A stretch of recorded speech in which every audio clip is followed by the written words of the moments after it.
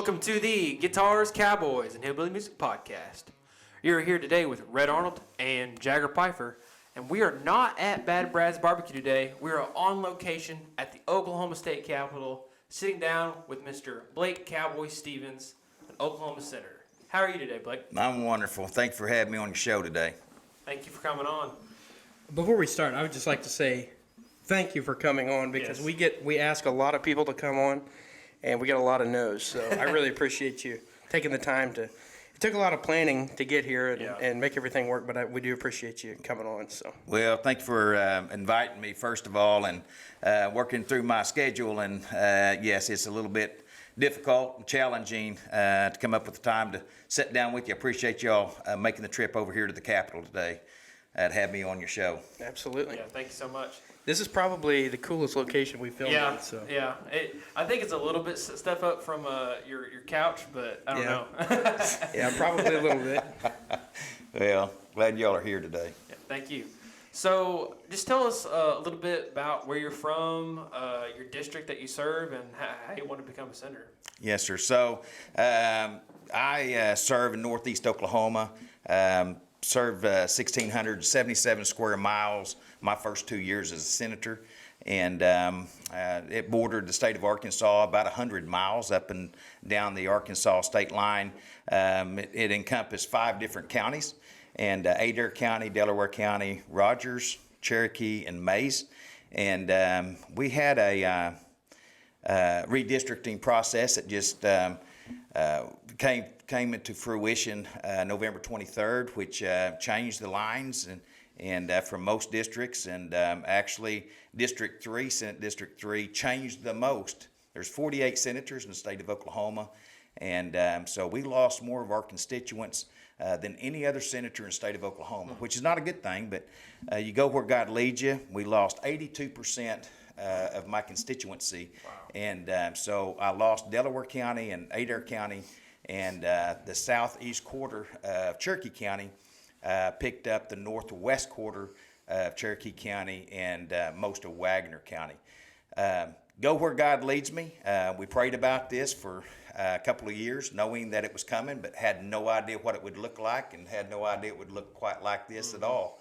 But there again, being a man of faith, and I go where God leads me. And that's to answer your multi-question that you asked me in the beginning, what called me into politics, and it was God who called me into this. And I had a very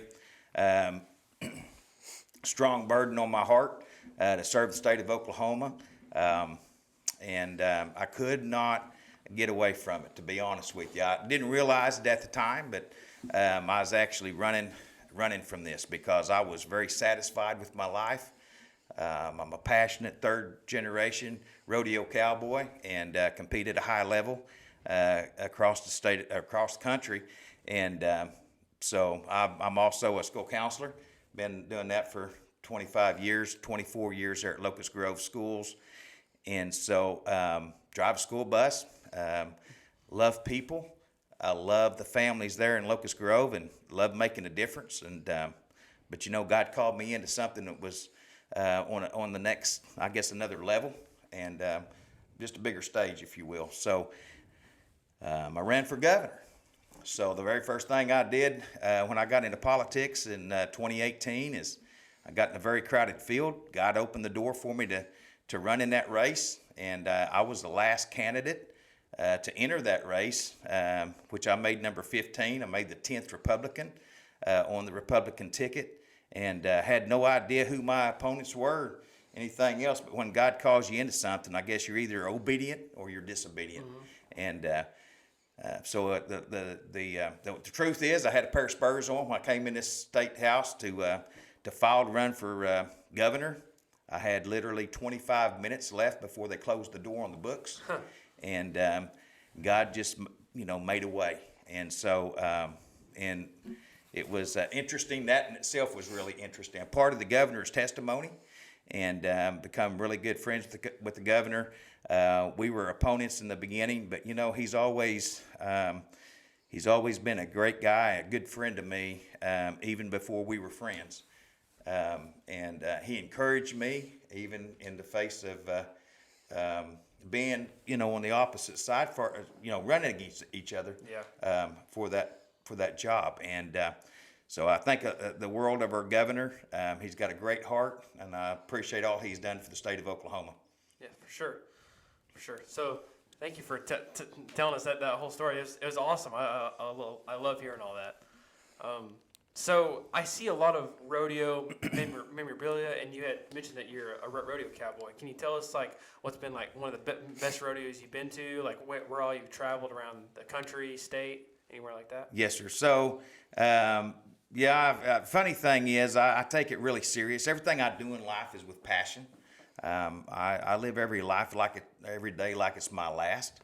I really do. And people around me see my passion, especially for, I say especially, and I can't even say that word. It's in everything I do. And they see it as well in the bills that I run, the legislation that I run, the things that I do here at the state capitol. It's just an honor and a blessing and a privilege to be in a position to do the things that I do. And I'll just tell you, including rodeoing, God gave me a gift, a talent, and I believe that each and every one of us have gifts and talents that the Lord's given us. I know that Rhett, he builds guitars, and he does that at a very high level. I don't know about Rex tie guitars. Get one right now. I appreciate that. Thank you. And I say that a lot. I love young people. I love people of all ages and walks of life. But our young people are really special to me, and started out as an ag teacher. And, here at the Capitol, being a state senator, same thing with you and your podcast. I'm invited to something, I'll break both legs getting there. In this business that I'm in now, I would say it's worse than show business, because I get invited to a lot of things that I can't make, and it breaks my heart. I get double, triple booked and quadruple, whatever. And it's just hard to be everywhere across the state of Oklahoma, and in my district and in my communities. I love people. And so I said all that to say, the gifts that God's given us, I see sometimes people not using those gifts. And I encourage anybody that's listening to us today, if you're one of those people, gosh, let the Lord shine and through your life. And anyway, it's Well, going off of what he just said, I got a little story to back that up. So we were, my senior year of high school, we did our FFA the banquet thing. Banquet. And I think you were in Oklahoma City that day. You drove all the way from Oklahoma City, which is over 3 hours. Yeah. To make it there, showed up, and I appreciate that as well. So absolutely. I can definitely back up everything that he's been saying so far. So. Well, so far, right? So yeah, Rhett was one of my first pages as a state senator, and in fact, I got his picture here in my office. And I hope that doesn't drive people away whenever they walk in the door. No, it just kind of they gravitate this way. They see it's more of an attraction now. Right. We'll go with that. But it like I say, it's a blessing to be in a position, to help others and to inspire others and encourage them, and that's certainly my heartbeat. Is to do that. I don't know. Yesterday I was actually at a livestock show there in Tahlequah on my way to the Capitol, and was glad to go over there and support those students that were showing in the beef show, and was able to be over there and spend 2 or 3 hours with them, and then I had the American Farmers and Ranchers banquet, their convention banquet last night. And so every day is a long day, but we use every day that we can to fellowship and build one another up. And I'm all agriculture, what I'm saying, and it's just an honor. It's just an honor being in a position to do that. And I just being around. I'll just say this: being around young people, I got to tell you, it's a two-way street. It keeps me young, and y'all are keeping me young, and I appreciate the opportunity. So you touched on the paging that I paged for you. You want to talk a little bit about that process, what that is? Sure, you bet. So thank you for the question. There's I probably didn't mention, but I've served 83,000 people in my constituency, in my district, And so there's a lot of people, and so there's students can apply to run to be a page in the legislature, whether it's in the Senate side or in the House chamber, and with those members. And so you have to before the session starts, there's deadlines that you've got to meet, and just make sure that you get your name in, and it's always best if you can include a resume with that.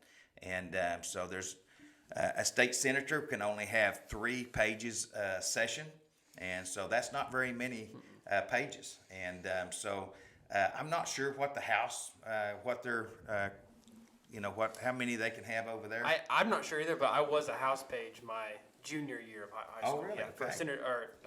Representative David Harden. Oh, okay. Yeah, Right. I paged for him. I think it was 2019.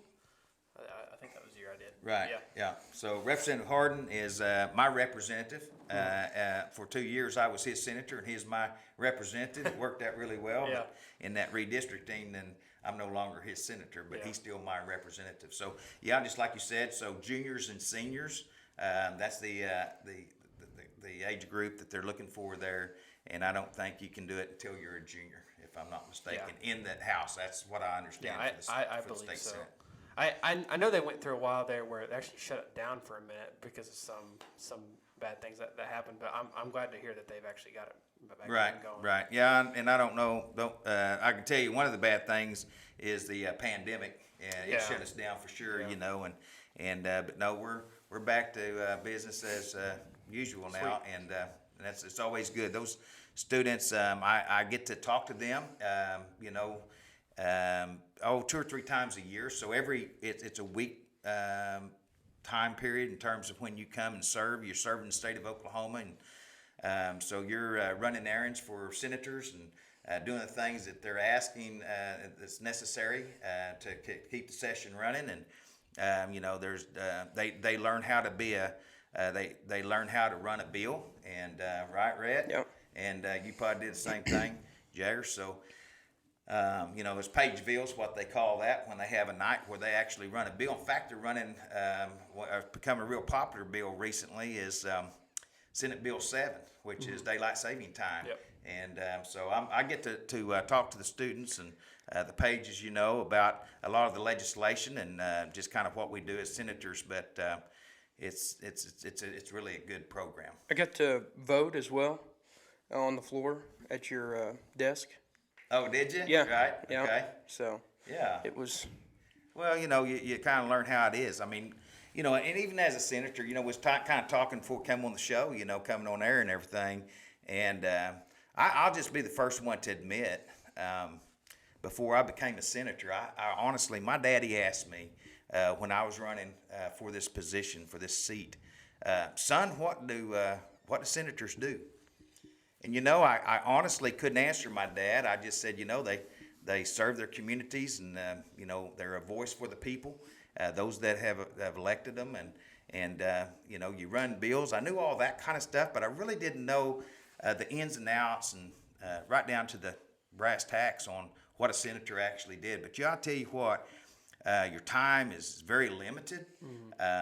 It's the most honorable thing I've ever done in my life. And I take it really serious. And so, but our time is so limited. We're helping 83,000 people. People have needs. We're all humans. We all have needs. And so our office is actually a liaison between what you need and us facilitating, helping you get there. Some things are civil matters, which we can't help you with, but a lot of, especially if it's government, anything with the government, then and a lot of times, and I'll just say this for the viewers that's listening to me right now, we get a lot of requests or needs asked from the communities, from our citizens concerning federal issues, and so we help them in that respect. So with our federal delegations, whether it's our congressmen and women or our United States senators, so I've built relationships with those offices and with those individuals, with those elected officials. So anyway, we're here to help and we're here to serve. Yeah. You touched on your dad there for a minute. You want to go into that story a little bit? I think that's such a cool story with the. But thank you, Rhett. Yeah, I'm really proud of my daddy. He's just a blessing. I've got 2 sisters and special family. You know, my mother, she's a great lady, hardworking family. My parents love their kids and grandkids and great grandkids, and we just have. I'll just tell you, I'm just really proud of them. But my dad, what you're referring to, recently, it's came to the public's knowledge. My dad was the model for the Golden Driller. And so they've paid tribute to him recently for his involvement with not just the model being the model, but also being the project superintendent over that job from beginning to end. And if people don't know, the driller is the biggest statue that is probably the most iconic statue, at least for Tulsa and maybe in the state of Oklahoma. Right, yeah. It's like the 4th largest freestanding statue, I understand. Yeah, gosh, I want to say in the world, but go out there and Google check me and stuff on this. You might let me know, hey, Cowboy, you're a little bit off on this or that or the other. But I think it's 75 or 76 feet tall, depends on who you ask. Yeah, so, and it is, and the funny thing is, and I'll tell you, it's the state monument. So in 1979, Senate ran a resolution to name the Golden Driller as Oklahoma's state monument. That's the year I graduated high school from Sapulpa. I'm a chieftain, and real proud of to claim Sapulpa as my hometown. And but the interesting thing is, I found this information out when I was running my bill to give Oklahoma its first state horse. We've never had a state horse. And last session, I teamed up with Representative Randleman, Randy Randleman. His granddaughter realized when she was doing a research paper for her class, that Oklahoma didn't have a state horse. And so her mama said, hey, you need to write your representative, which was her pawpaw, and tell him that Oklahoma needs a state horse. And so when I came into the legislature my first year, Representative Randleman and I had a relationship back 25 years before I came here to the Capitol, so we knew each other. And he reached out to me, and he knew kind of my background and stuff, and he said, hey, man, I want to ask you if you'd run this special bill with me. And so I said, heck yeah. So, and the truth is, on that bill, it was going to be in its early time there, was going to run it. And I asked him when he said, would you run it with me? And I said, man, that'd be awesome. I'd be honored to. And I said, it's going to be the quarter horse, right? He said, no, not the quarter horse. He said, it's going to be the colonial Spanish Mustang. And I said, say that slower, right? So he said, no, it's going to be the colonial Spanish Mustang. And I said, really? I said, tell me about that. And he said, well, the natives and everything. Said, this is what made Oklahoma great. It's our foundation for Oklahoma. Built America, built Oklahoma. And I said, hey, man, it sounds good to me. I said, in fact, I'll be honest with you. I said, I really don't care if it's Shetland pony. We need a state horse, right? Well, we tried that the first year. It didn't work out, so we moved into, he kept on working on, we worked on it and made it the American quarter horse. Right. And I tell you what, it made a lot of sense. Now, I will say this too, because it's kind of interesting how politics works and the things that you don't really think about. When I was telling some of my new buddies up here that was in politics up here, I was saying, yeah, we're going to run this state horse bill. And they laughed at me. They said, you'll never get it done. And I said, what do you mean I'll never get it done? It just makes sense. We need a state horse. We got a state bird, scissor-tail flycatcher. We got our state rock. It's right here. It's a rose rock, right? Mm-hmm. You can't rope a cow off a rock, and you sure can't rope one off a well, you might have a big enough rock. But you can't rope one off a scissor-tail flycatcher either. So they laughed, and they said, no, you don't understand, Cowboy. Said, Oklahoma is the show horse capital of the world. The show horse capital of the world. And every breed wants their horse, their breed of horse, to be the state horse. There lies the problem. And I'm like, oh my gosh, I didn't think about that. You Interesting. know? But I'll go ahead and wrap this up with the quarter horse. But you know, it did make sense because there's more registered quarter horses in the state of Oklahoma per capita than anywhere else in the world. So it just makes sense, you know. It's great. It's great using horse and performance horse. I've got 2 of them standing at home right now. I feed twice a day, or my wife does when I'm here at the Capitol. So. And you had Governor Stitt on a quarter horse. Right. Yeah. Thank you for that, Rhett. So we actually, the governor rode one of those 2 horses, my bay horse, and then I rode my sorrel horse. We saddled up at the mansion, which you can see right out my window here. And so I took the liberty of, and the honor of laying that ride out. So I came in the night before and rode horses here at the Capitol and rode them through the neighborhoods. And people would come to their fence and wave at me, and their dogs would bark or whatever like that. But they, you know, I don't know how long it's been since they've seen a horse riding down through their neighborhood, but it was a fun, memorable ride for me. And so I laid it out in the form of a horseshoe, actually. And we rode, so I laid it out where we rode down south of the Capitol. And you might ask, well, why did you do that? Why didn't you just ride from the mansion over to the Capitol? And the answer to that would be, it would be about a 30-second horse ride, right? Because it's not very far from the mansion over here to the Capitol. So we had a ceremonial signing, and Representative Randall and his granddaughter rode with us, and we had a reporter that rode with us as well, covered the story. And so there was 5 of us a horseback. It was in August. It was a hot day, 100+ degrees, you know. But man, what a memory, and what an honor! What an honor it was. And so I'm so excited because, you know, that's just another state symbol that we have right there. And our kids, they eat that stuff up. Our citizens, they love it. We love our heritage.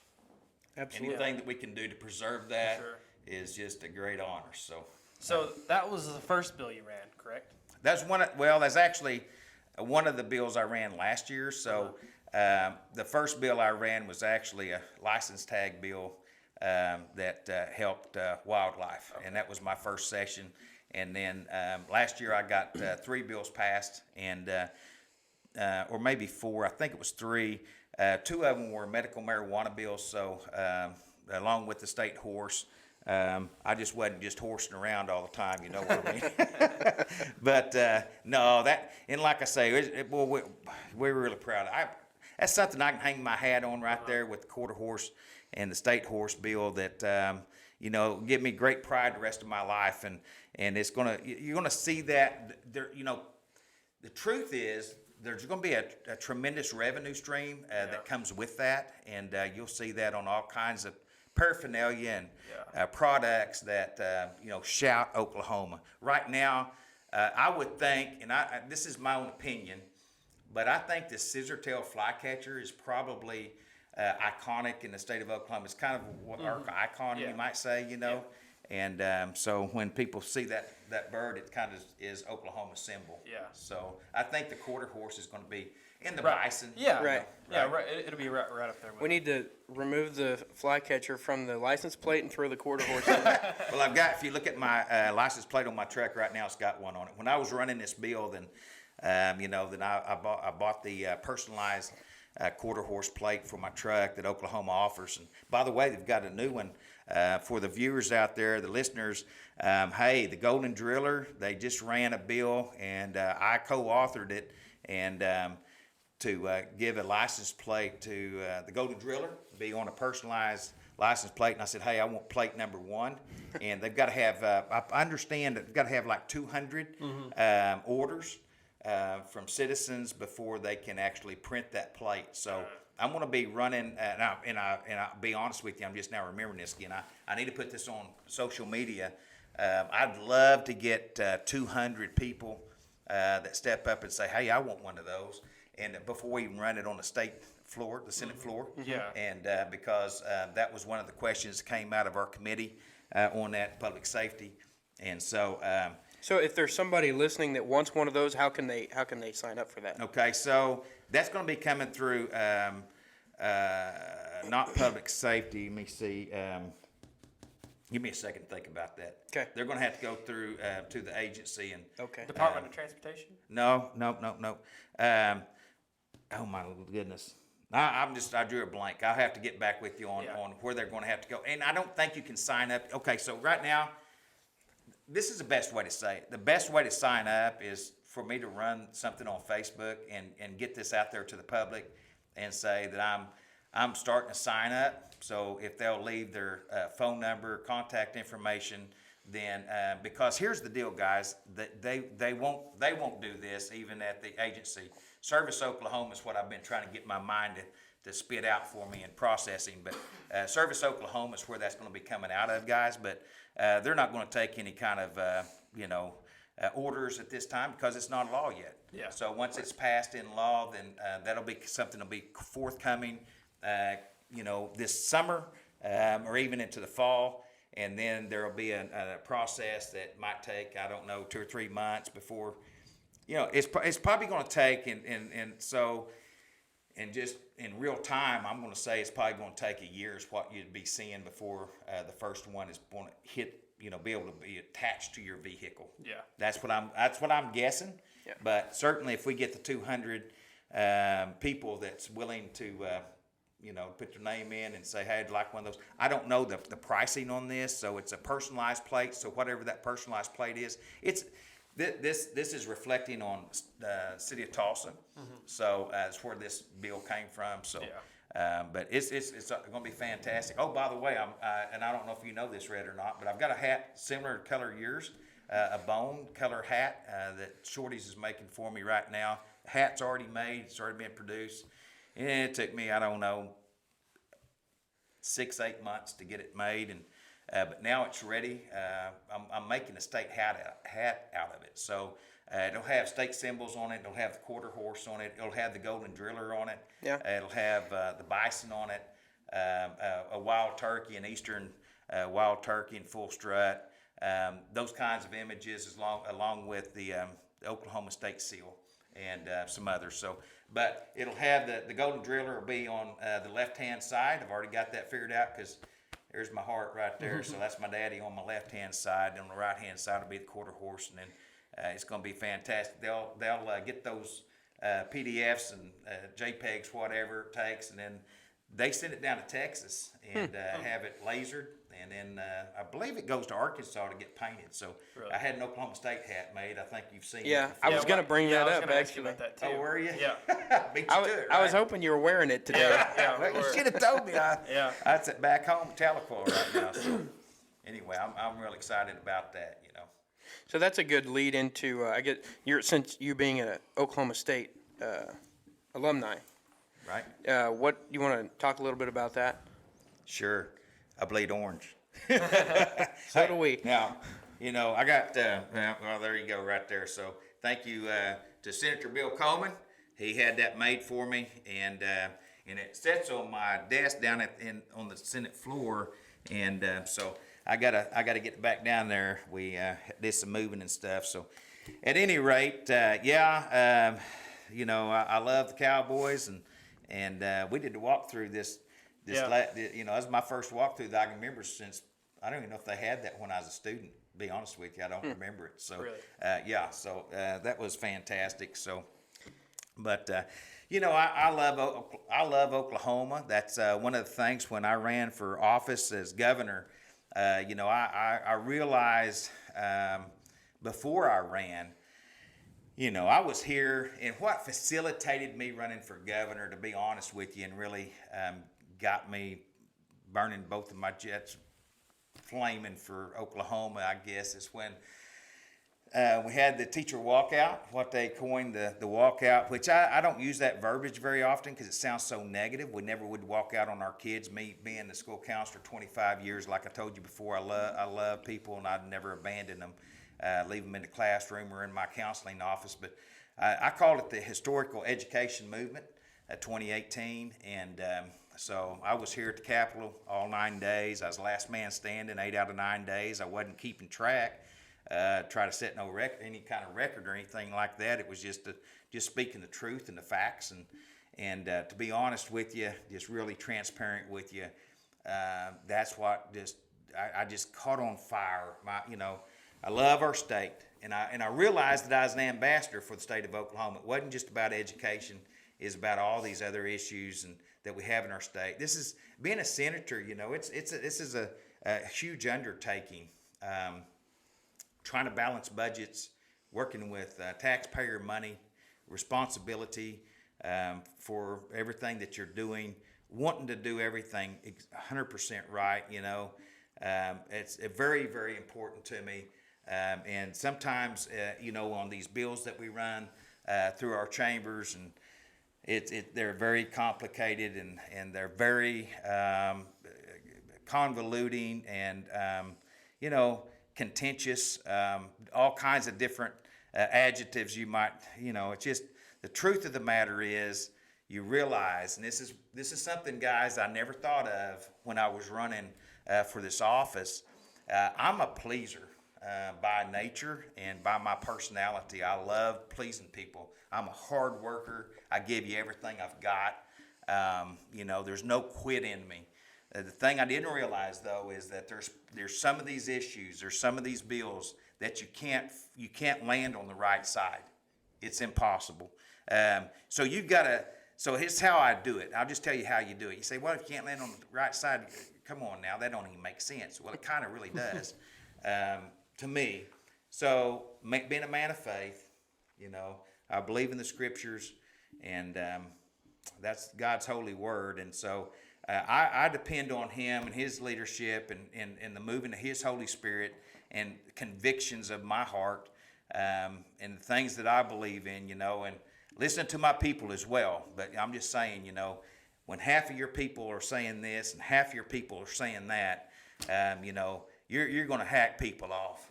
People are not going to be happy with you. No matter what you do. No matter what you do. It's an impossible scenario, right? That was something I was going to ask about, how you handle adversity. I was going to bring up specifically the quarter horse thing. I'm sure you've had people come to you and say, now why are you wasting time with this, Right. And how do you handle a situation like that? Well, so let me start off by talking a little bit about that. First thing, and I should have said it in the very beginning, to be honest with you, is that everything that I do up here, or in my life for that matter, I give glory to the Lord, and I think that your viewers may have already picked up on that, but it's important to me personally, that people understand that, it's not about me.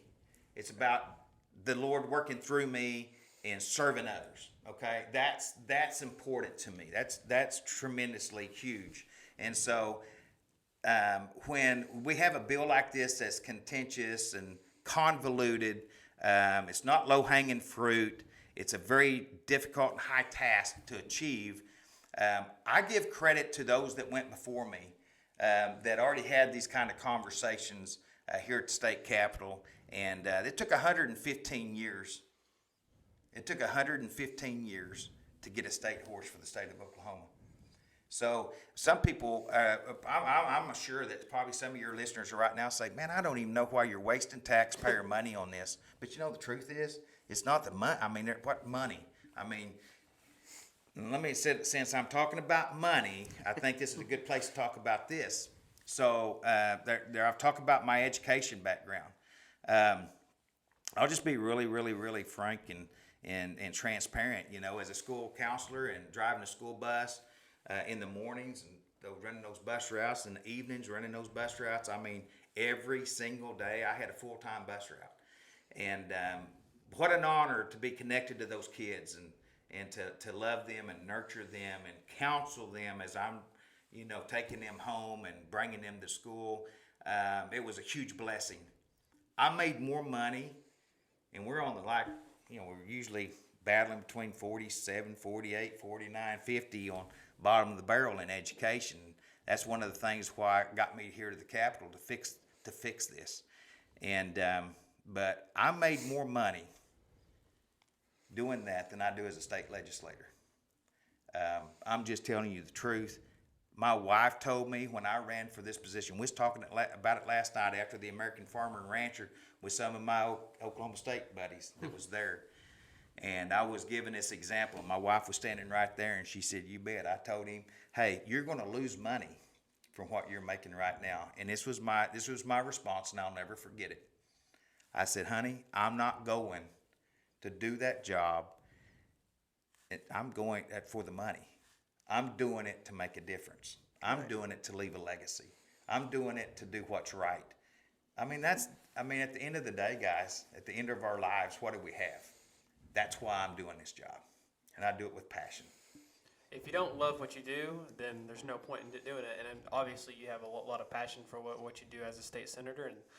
And obviously, money's not an object. And I mean, I'm sure a lot of people think that you go out there, you're going into it so you can, for the money. Personal gain. Personal gain, exactly. That's what I'm looking for. He's going in for personal gain, but there's no personal gain. You're in there to serve the people of Oklahoma. You can tell when somebody's truly passionate about Exactly. something. Well, Exactly. yeah, I gave up my life. I gave up my personal life. I had just built a pipe arena, roping arena there at our house. My wife helped me and my granddaughter, and never have rope to steer in there. And actually changed our breeding program from raising roping cattle to raising beef cattle. And so, I don't. Well, you can look on my wall right here. I don't know if your camera's picking that up or not, but I got 2 white-tailed deer pedestal mounts right here in my office.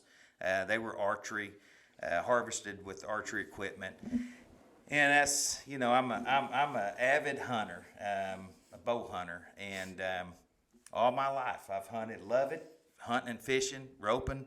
I gave all that up to do this. I've hunted 2 days in the last 4 years. Wow. Deer hunted. And so I'm not singing the blues. I'm just stating the fact. And so it's I've got to bird hunt a little bit. Went to Lieutenant Governor's bird hunt here recently, and got to hunt some pen raised quail, and kind of European style, if you will. Man, what a great time that was. Be out in the field and watch those dogs work, and that's part of Oklahoma heritage too. So. I just got elected in, you may not even know this past week, got elected into the Sportsman's Caucus. Been in that capacity, really in that position for about the last 6 months or so, maybe 8 or something like that, but just solidified this past week. And so I'm one of the co-chairs for the State Senate and the Sportsman's Caucus, and went to Montana back in November. Nice. And met a lot of legislators from across the country, working with them on how to preserve America's history, and heritage, trapping, Right. and hunting, fishing, Yes. and shooting sports. Nice. So, and I think that's something a lot of people see, especially at the federal level. I mean, they see senators, representatives at that level, it seems like they're in it for the power, to have power over people and for money and things like that. And I think, especially when it comes to the state level and the passion that you show, that senators and representatives at the state level and even local representatives are there to make a difference in your life and to help the people and serve the people.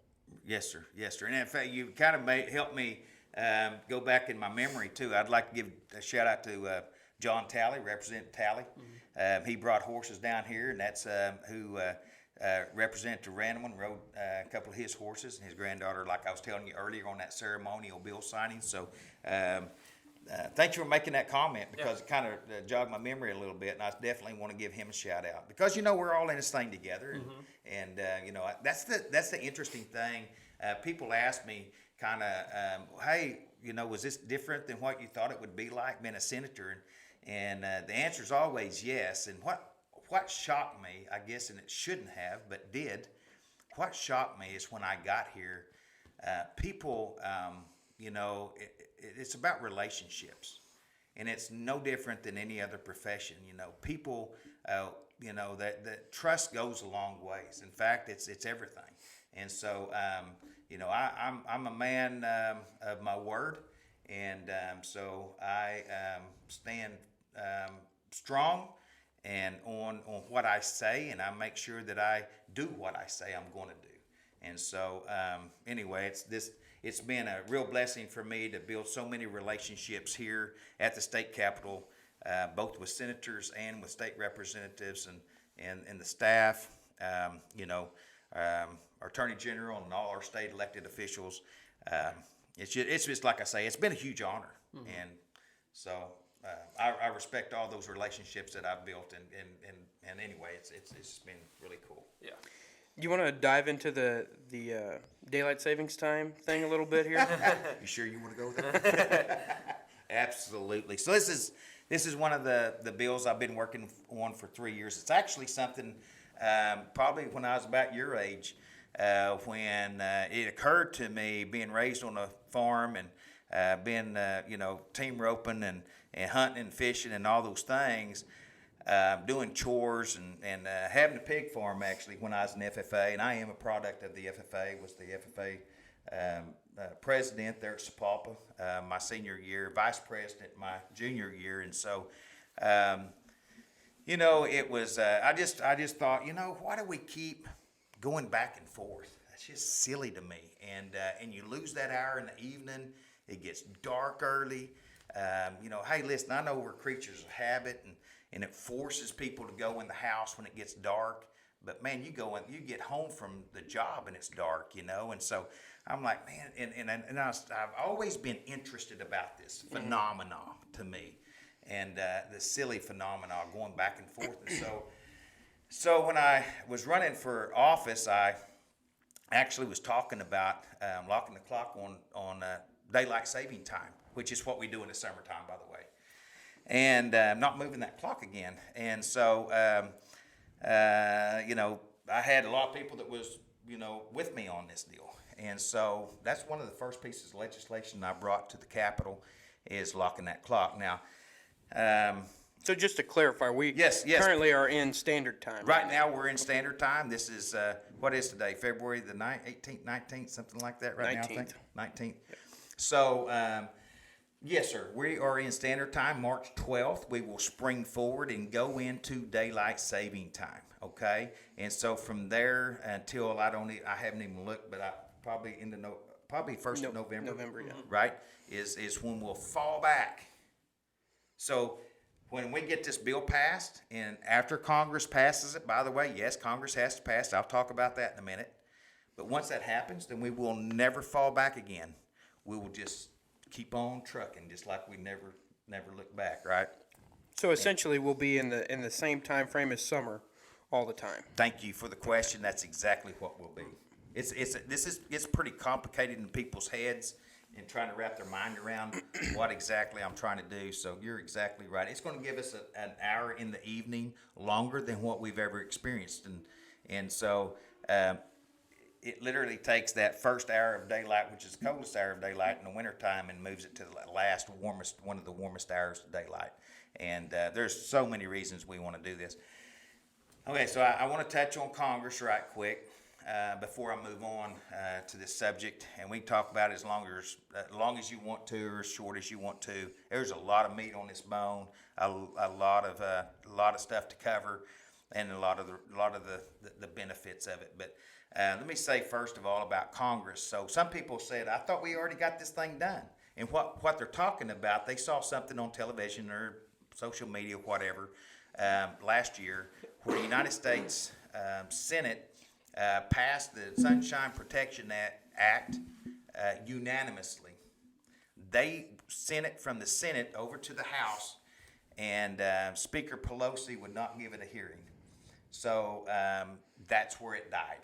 So now it's going to have to be reintroduced, which it will. And so it'll have to run again and then go through both chambers like we do here in the state on the state level, and then it'd be signed by the President of the United States. That, therefore, would allow us to go ahead and enact this bill, this into law, where we could actually lock it on daylight saving time. It's really interesting, and it makes sense when you really go to digging in and doing the research and trying to understand what's happening. Here, let me speak to this. So Arizona right now and Hawaii have locked in standard time, right? I think most people know that. I knew that Arizona was standard time. I did not know that Hawaii was. Right. So Arizona is locked in on standard time, and so they don't move the clock. Now, by doing that, I want to show you what happens when you do it. It's a great idea to stop the clock, okay? Because when you do that, then it alleviates, maybe another word, a spike in heart attacks, strokes, and fatal car accidents. Really? True story.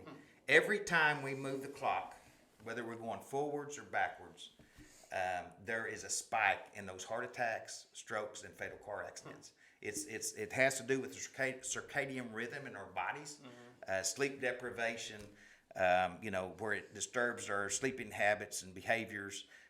There's chemical stuff going on in our bodies that is really interesting. And the unfortunate thing is people's actually dying. Okay? Now, if that doesn't affect you or your family or your friends, then you won't really ever notice it. But it is in fact the truth. So by locking that clock, you alleviate those things. Now let me speak to a little bit about what Arizona does. And by the way, we don't have to have Congress's permission to lock the clock on that.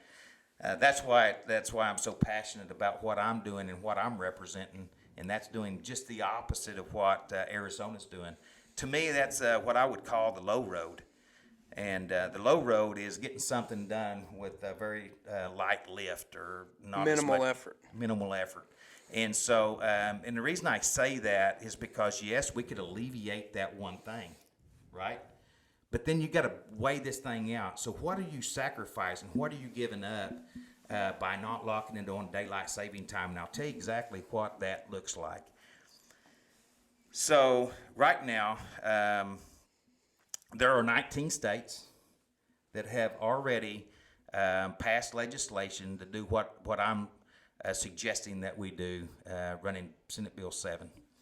And that is, they have locked the clock when Congress gives us permission to do that, right? When they give us those blessings. The latest one was actually Colorado, our neighbors to the west. Arkansas has already done it. They're our neighbors to the east. And I've actually had some opportunities to run this bill 3 years ago. If I would do it on the contention that it would be all of the surrounding states of Oklahoma would do it, then we'd do it. And I talked to our governor about this. I said, Governor, look, we got 4 million people that we serve. And it shouldn't matter what Texas is doing or Kansas is doing. It shouldn't make any difference what any of our neighbors are doing because we're responsible for our state. Exactly. And those that live here. Do what Oklahomans want. Do what Oklahomans want. By the way, I'm a leader, not a follower. And I'm going to take it really hard. I'm going to take it on the chin. If Texas gets this passed before Oklahoma, and I mean by 10 seconds, okay? So this is a competition for me because when I figure something out and I know the truth and I know the benefits, man, I tell you what, guys, that's what drives my passion, is because we can't sit idly by and let the wrong thing happen. Now, let me share something with you. This is one of my new talking points. We're on a battlefield right now. I'll just talk about it like the battlefield. This is my interpretation. So every time we run a poll in the state of Oklahoma about locking the clock, it's overwhelming, not unanimous, but it's like 70%, 80%. I've seen high numbers as 80% that people want to lock the clock. And I talk about this every day, and everybody that knows me here in the state, and out of the state actually, they know oh gosh, I just lost the word I'm trying to find, but I'm sorry.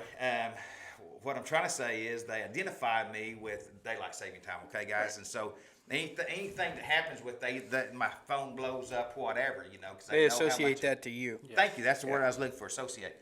So, but here's the deal. Every time that those posts show that people are excited about locking that clock and they're very outspoken, the next thing out of their mouth is, I don't care how you do it. I don't care which way it stops. See, that's the danger. I did a interim study here at the state capitol a couple of years ago. And found out, had like 7 experts come to the Capitol. We covered this subject matter, and all the cream rose to the top. And funny thing is, the things that I talked about when I was a young man is farming and ranching. Now, that's one of the last things I talk about, but of the benefits. But it's going to make a difference in our economy. So, see, let me show you one real quickly. I'll kind of try to boil this thing down to you so you can understand the things that will be affected by it. So, when we lock the clock on daylight saving time, and we're only changing, just like you said, we're increase that hour in the evening for the winter hours, and we're only doing that for like 4 months. So if we stop the clock like Arizona did on standard time, that would change the clocks by 8 months. Well, that's approximately 240 days. So 240 days, let me show you what that looks like just for the viewers. So if you stay with me for a second, instead of springing forward in March 12th, we would stay where we're at. Let me fast forward and let you see what this looks like with what you're used to. So the longest daylight day of the year is in June. It's a 14-hour plus day of daylight, okay? And that's when you remember back, that's when it gets dark about 9 o'clock at night, okay? If we were locked into standard time, it wouldn't be 9 o'clock, it'd be 8 o'clock at night when it would get dark. So back that clock up. So what does the sunrise look like? What time does it start getting daylight? Well, right now, when the way we've always been used to, it's like 5:30, maybe a quarter till 6. Now it would be 4:30, quarter till 5 is when it'd be daylight. Now here's the problem with that. And some people say, "Oh, great! I'm an early riser. Let's do that. What Arizona's doing." Okay, then wait a minute. We got to think about this, because what about our economy? What's that going to look like? Because I know. What I'm doing with the daylight saving time, locking that in, it's going to help our communities and our businesses, keeping their doors open an extra hour. Because every time we fall back, we go to winter hours and business hours. Okay, and so when we do that, we lose revenue, and our business owners, they lose revenue. They have to close the doors, or they can't justify leaving the doors open when they don't have customers. So by giving an extra hour in the evening, see what I'm saying? It's going to help those businesses. Now, stay with me for a minute, because I know I'm giving you a lot of information. And the good thing about this, maybe you can put it on pause and say, "Man, I got to listen to that one more time." So if we were to lock this thing in on standard time, then you're going to lose 240 days of the evening, 1 hour a day for 240 hours a year that we're going to lose in revenue. Because when it gets dark, this is the truth, most people quit driving at night. It used to be our senior citizen community. Guess what? Now that we've got these high-powered LED headlights on our cars and pickups, then even our young people are having issues driving at night because of the glare of the high headlights. That's something to behold. Now, that's just economy. What's more important than money? You have any idea what would be more important than money? Life. Life itself, right? And the quality of life. Good point, Jager. So now let's look at this again at a different light. So forget about the economy. Oh, before I leave that, I want to say one more thing about the economy, and then I'll come back to the quality of life. I've been talking to some of my legislator colleagues and trying to help them understand what this looks like. So if we have 240 hours less of daylight a year, this is going to affect the state of Oklahoma's revenue stream in a severe way. It will also affect the tax collected that we use to keep the lights on for the state of Oklahoma. It'll affect all those agencies that we also fund. Now, if we have to operate on a shortfall, that's no fun. And now you're going to have to start cutting money because you don't have that same amount of revenue that you're used to using throughout the year. So those things are things to really pay attention to. But let's shift gears a little bit and talk a little bit about our health and our mental health for a minute. So right now, in the wintertime, there's this thing called SAD, seasonal affective disorder. Some people call it seasonal depression. That happens with the lack of daylight. In fact, they've got artificial lights, right? You heard about those? Yeah. They use up in Alaska. But to help with your mood and try to offset depression. Can you imagine losing 240 hours of daylight a year and what that's going to look like? I say it's going to look like SAD on steroids is what I say. Real quick, my mom always mentions when in the wintertime when it gets dark early, she always mentions how much she hates that it gets dark early, And there's just, you can't really do anything outside. You're just kind of stuck in the house at 5 o'clock. Well, that's exactly right, and so, for those folks that live on a farm and a ranch and, trying to scratch out a living and, the interesting thing I found out in doing my research and working on this diligently is the fact that there are 65% of our livestock producers work off the farm, and their livelihood depends on them off of the farm, not on the farm. So they what I call them, those folks that live like this, they have a ranch or a farm, and they're working off the farm. They have to feed in the morning before daylight, and then they work all day off the farm. They come home and they work in the dark, and they're always got that headlight strapped to their foreheads, right? And I call them Hardcore Headlight Society. They're members of the Hardcore Headlight Society, and that's exactly what my wife does when I'm here at the state capitol. She's a school librarian.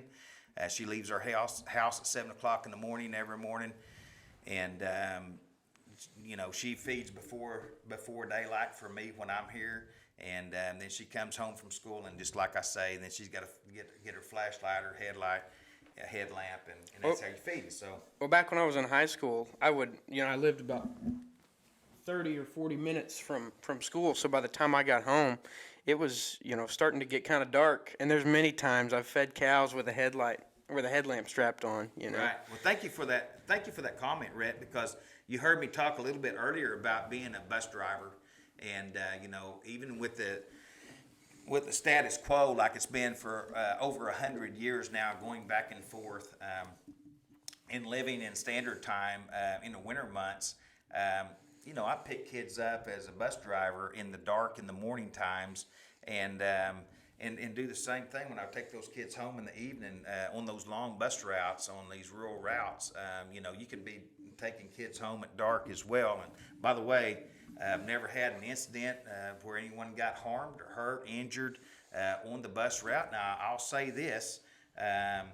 We give our local school districts the ability to move their start times or even their end times, because now we operate for the state of Oklahoma, the Department of Education. We require a certain number of hours and not a certain amount of days. And that's a big difference over the last, I don't even know, 15, 20 years, or maybe even longer than that now. But that's a good thing. Yeah. So we give those local administrators the ability to do that. And so, yes, we're going to have to give up a little to get a lot. Mm-hmm. But it's like I say, it's something, we're smart. And we'll figure it out. I mean, it's going to be good stuff. And we're moving. This is a ball of fire. I don't know if I mentioned this to you or not in the beginning. I can't really remember if I said this or not. But all this big movement started with locking the clock on daylight saving time in 2018. That's 4 years ago. It's 2023 now, but we're just now getting into this session. And so I'm just saying, that's something that is really just cooking across the country. State of Texas actually has 7 or 8 legislative bills that were in front of them. I know 2 years ago. I don't know what they had last year. I didn't go and check, but it's going to happen. I mean, it's good stuff. So, forgot to mention one other thing. We ain't talked about crime. Crime goes down 27% in the wintertime when you give that extra hour in the evening and take it away from the morning time. It's interesting. You can go check this out. I'm not fabricating anything, making stuff up, blowing smoke. I'm not doing any of those things. But you can go Google it, do some looking into it. I did that interim study here at the Capitol. It was live streamed, and it's out there that you can go and watch that and that kind of thing as well. So, and by the way, tourism goes up. The worst time that of the year for tourism, they see a huge downturn in the winter months. And this is going to help them, in both their restaurants and also their gift shops and those kinds of things, like that. So, in our outdoor community of people that jog or bicycle or walk, there again, there's so many positive things. Yeah. I could spend, a couple of days talking about all this. So, anyhow. There was a lot of stuff that I was a little confused on the subject as well. Yeah. Like I think a lot of people are. Sure. Yeah. And I think this really Absolutely. cleared up a lot of I agree. questions that I had. Yeah, it cleared up a lot of questions I had, just like, especially with how it works, like the terminology standard and daylight. I think Right. that'll educate a lot of people. Right. on- Well, and Jagger, here's the thing, and this is what I usually start talking to people about to start with, is if I'm doing an interview, I usually talk about, daylight saving time. Just the verbiage is a turnoff for people, because Yeah, they exactly. think they hate daylight saving time when in fact they love it. What they hate, and I'll just tell you, it's got a negative connotation. It's because every time we move the clock, guess what we talk about? We never talk about standard time. We don't say, hey, so we're going to go to Central Standard Time. We're going to fall back on Central Standard Time. Yep. No. They say we're leaving.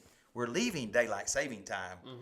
We're leaving, or we're going to daylight saving time next Sunday. They never use the word standard time. There Yeah. you go. That's why it's got that negative connotation Exactly. to the human brain, right? Yep, exactly. Because every time we always turn the clock, I would always just say daylight savings time. I wouldn't Right. say whether we're going, leaving, Right. walking over. I don't know. That's all I ever said, was just daylight savings time. So it's good to know exactly what it is and the terminology. And I think a lot of times terminology, clarifying that, just helps everybody across the board understand what's going on. Absolutely.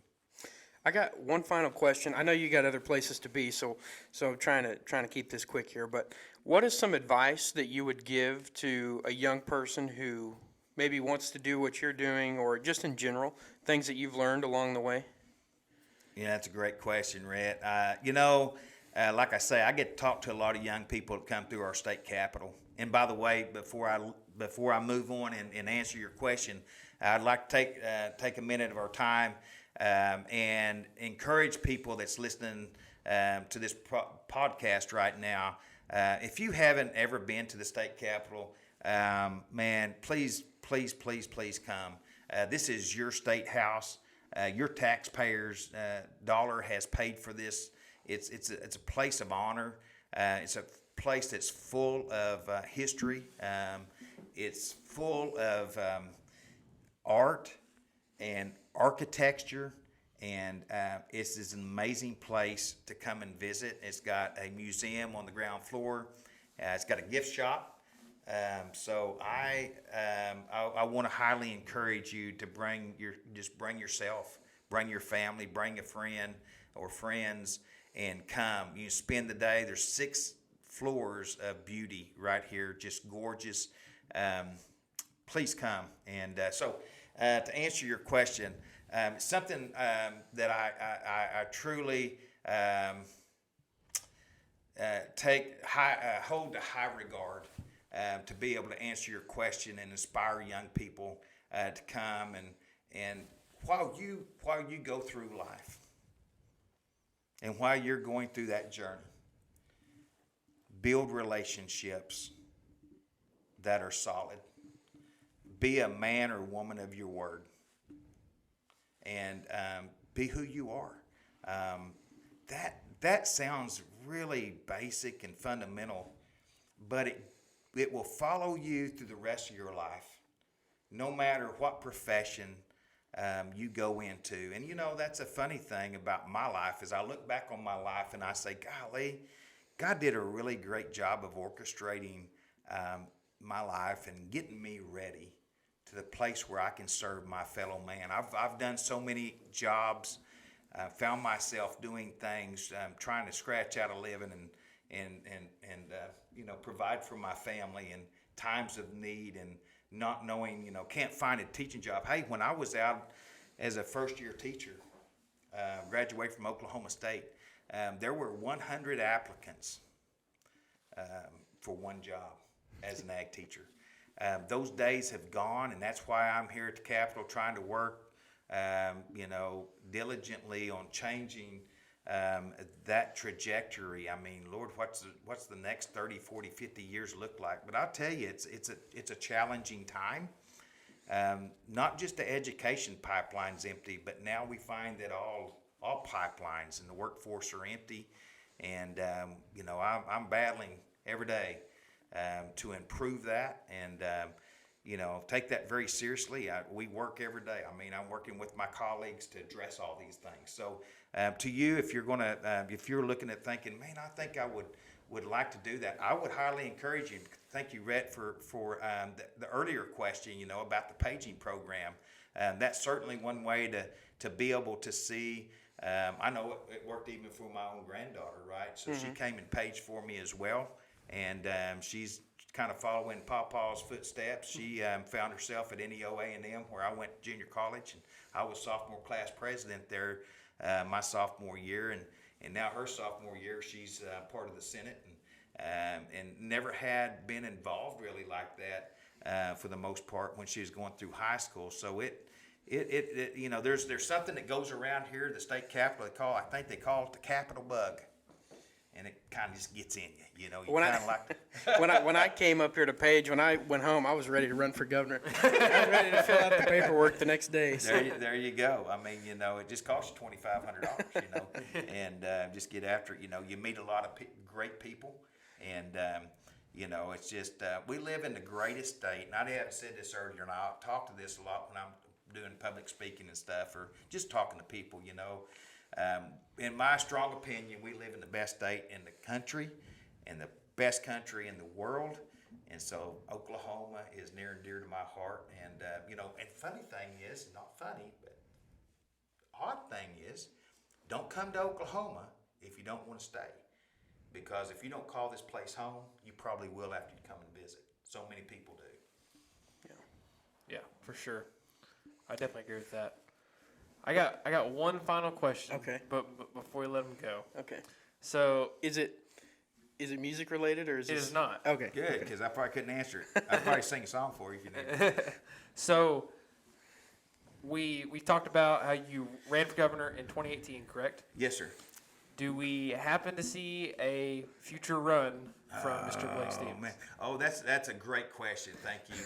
Thank you for that great question, Jager. So, this is a really interesting thing in my life. The truth is, when I got out of bed the morning I ran for governor, I got out of bed and went out and did my chores, the Hardcore Headlight Society, right before that was even established, and fed the animals. And my wife fixed me breakfast, and we took off and went to school, and I ran my bus route. I had no idea I'd be coming to the state capitol and running for governor. That's true. And so to answer your question, I go where God leads me. I don't have that in any kind of order in my strategies or career planning, or I'm loving where I'm at today, and I don't know. You never know. You never say never. So you're telling me there's a chance. That's fantastic. Well, you never say never. I'll go where God wants me, and it's kind of like the gifts and talents that we have. I mean, I don't want to squander anything that the Lord has. I just want to be obedient, and so I do.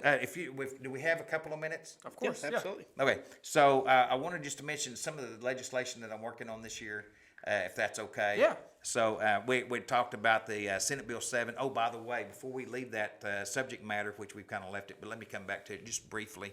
And I can just speak to it like this. On anything that you're interested in that's going on at the state capitol, please use your voice and let your legislators know that you either A, like it, or B, don't like it. But the interesting thing is we usually hear about the B. Mm-hmm. We don't hear about the A. So just like daylight saving time, for instance. People say, "Oh yeah, finally we're going to stop the clock." Oh, I love it when we get an extra hour in the evening. That's going to be in the wintertime. That's going to be fantastic, but they never do. They don't ever pick up the phone. They don't send an email. They don't communicate to their legislator that they want that. So you're a citizen. Let your voice be heard, and do it in a respectful way, please. These men and women up here that are working for you, they give sacrificially.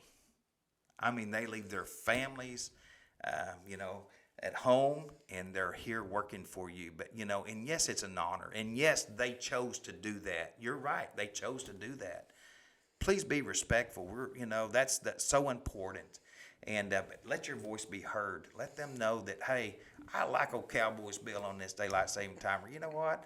I'd like to keep on going back and forth. Just whatever you think, let your legislator know.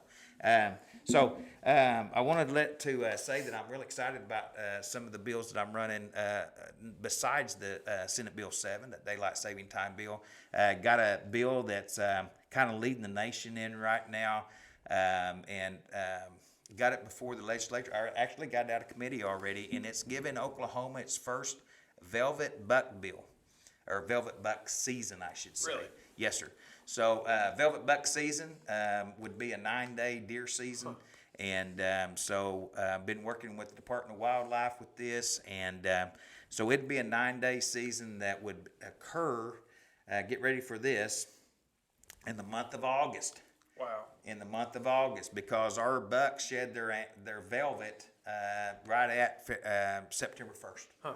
So Labor Day is usually when they shed, so it's got to be before that, and it'd be an archery-only season. And the only other state that I know of that's doing this is the state of Tennessee. Now, Kansas, some people say, yeah, but Kansas, you can kill a buck up there in velvet season. Yeah, but they don't call it velvet season. Yeah. You can catch them in velvet early season, depending on where you're at in the state of Kansas. But anyhow, I just thought I'd mention that.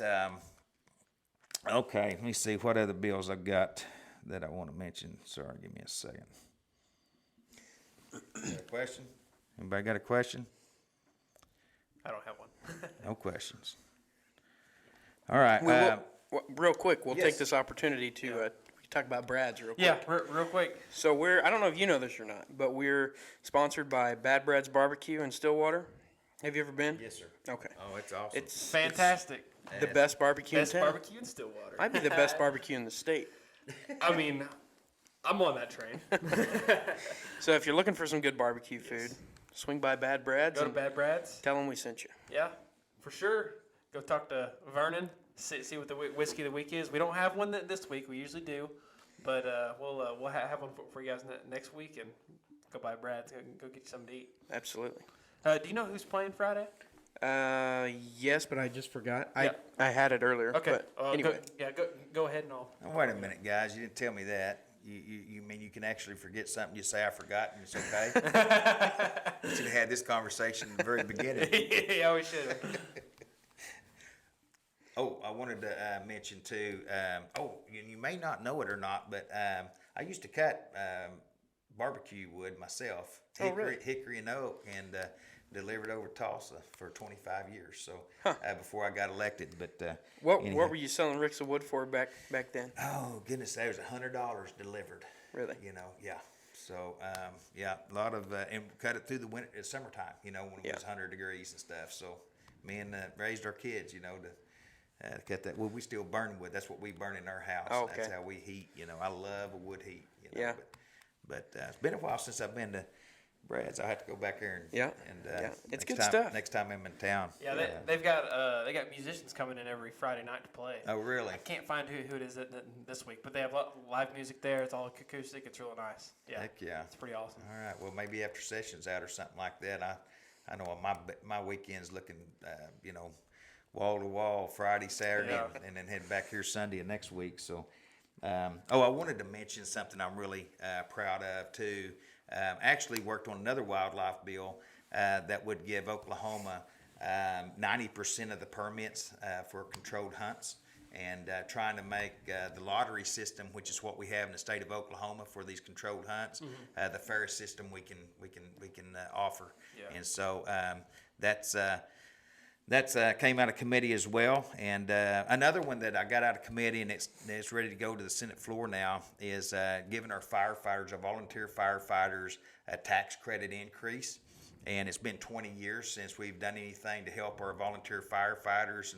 And you talk about sacrificing, their time and their lives, and putting themselves in a very dangerous position to help us, So I love our firefighters, first responders, and obviously law enforcement and everybody that there's to protect and to serve our state, and love them. And so that's going to double their tax credit. Goes from $200, just $200 a year is what they get on a tax credit. And so that would bump that up to $400 on the first year firefighter, and hopefully help fill some of those empty pipelines, because people are busy and they're trying to make their ends meet, right? Inflation and everything else, the prices of everything, even a dozen eggs, for instance, the diesel and all these kinds of things, it takes a lot to raise family now. So, but it also increased those firefighters that's been on the force for 2 years or more. It would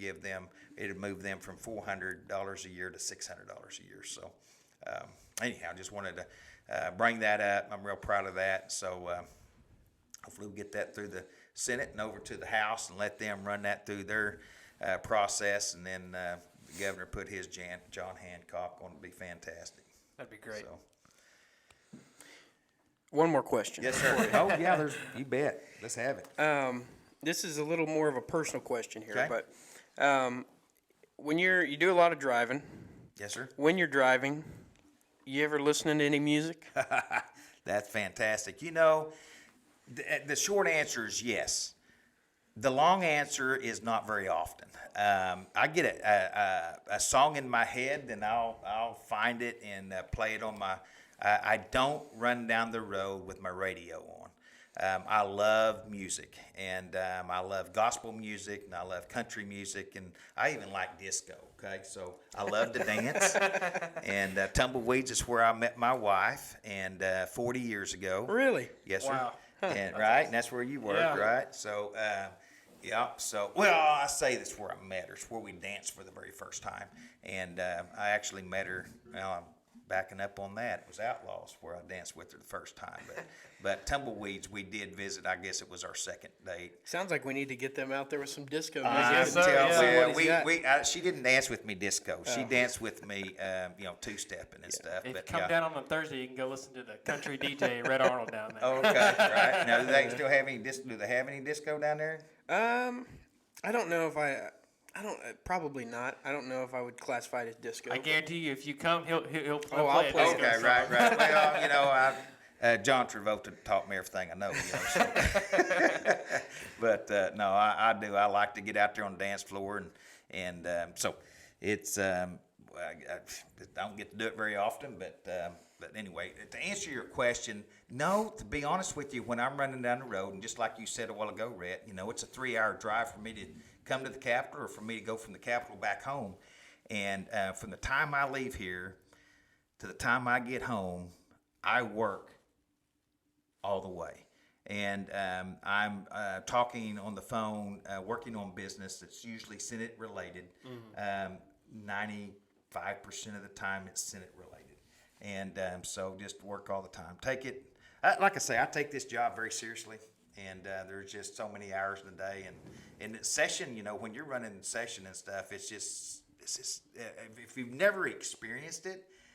And that's what I was going to say, too. And I got to say this. Thank you so much for giving me an extra minute. And I meant to say this earlier. If your state senator or your state rep doesn't get back with you, in 10 or 15 or 20 minutes, just know that their plate is full and runneth over. Now that being said,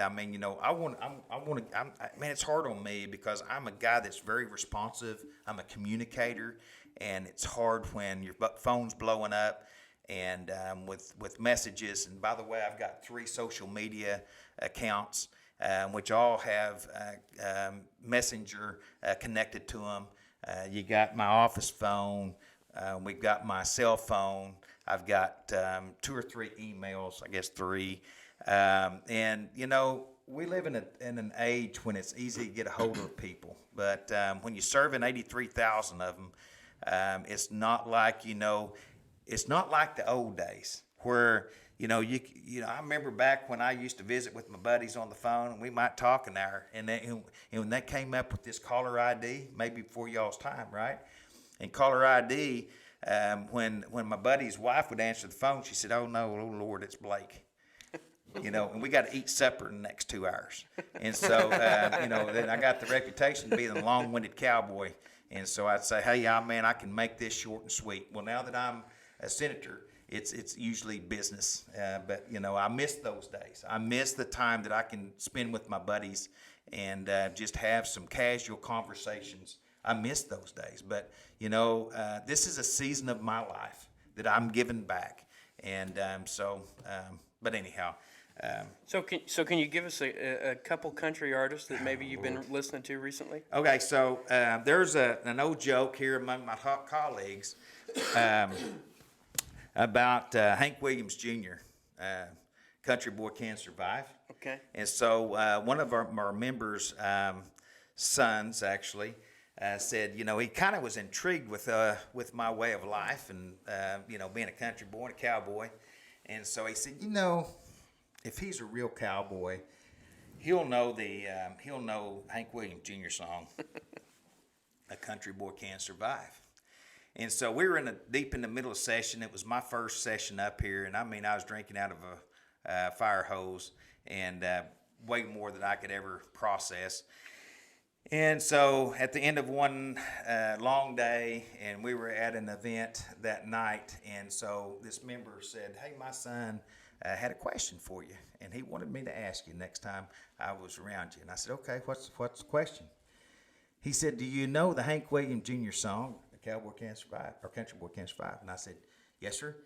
He said, "Well, how much money did his friend lose his life for?" And I'm like, and all of a sudden I drew the biggest blank of my life. I couldn't even come up with the music, right? I couldn't come up with the lyrics. And I'm like, oh my gosh. Yeah. So you got to have the right answer. You're going to fail miserably. Well, I failed miserably. So for $43, my friend lost his life, if you remember the song. Yep.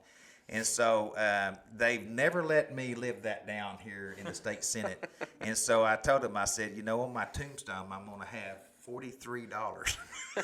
My friend lost his life, So, but yeah, there's, I can't come up with anything right off the top of my head.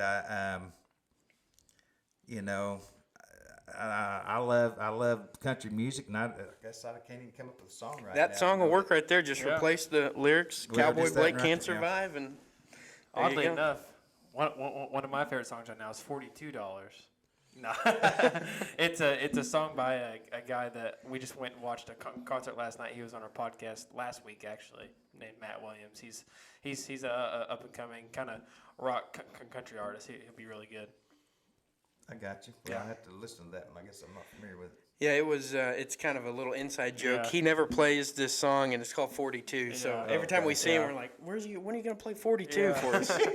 So anyway, well, thank you for taking the time to sit down with us. Thank I really you so appreciate it.